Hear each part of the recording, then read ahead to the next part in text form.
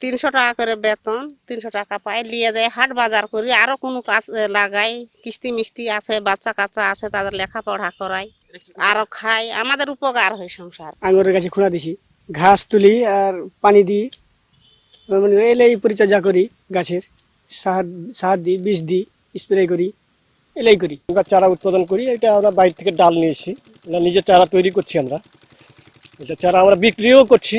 চারার দামটা একটু তুলনামূলক বেশি লাগছে আমার কাছে, প্রায় 400 টাকা পিস।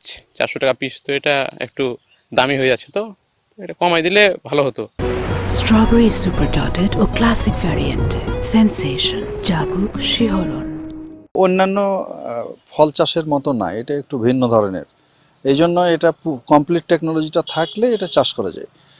করিয়ে ফেলেছি, সামনে আমরা আরও ট্রেনিং করাবো যেন আমাদের দেশে নতুন নতুন উদ্যোক্তা তৈরি হয়, আর আঙ্গুর জন্য বিদেশ থেকে আমাদের দেশে আর আমদানি করতে না হয়, আমরা যেন দেশে উৎপাদন করে আমরা করব, আমাদের কাছে ট্রেনিং নিয়ে যারা নতুন উদ্যোক্তা তৈরি হবে তারাও চাষ করবে এবং দেশ স্বয়ংসম্পূর্ণ হবে এবং দেশের টাকা দেশেই থাকবে এবং সাধারণ জনগণও উপকৃত হবে, তারা কম দামে কিনে খাইতে পারবে। আমাদের একটা দুইটা মৌসুম দেখতে হবে যে তার ফলন কেমন হচ্ছে, তার যে প্রথমে যে স্বাদ আসছে সেটা পরবর্তীতে অব্যাহত থাকছে কিনা, এটা আমাদের সময় নিতে হবে, সময়ের উপরে এটা আমাদের পরামর্শ দিতে হবে।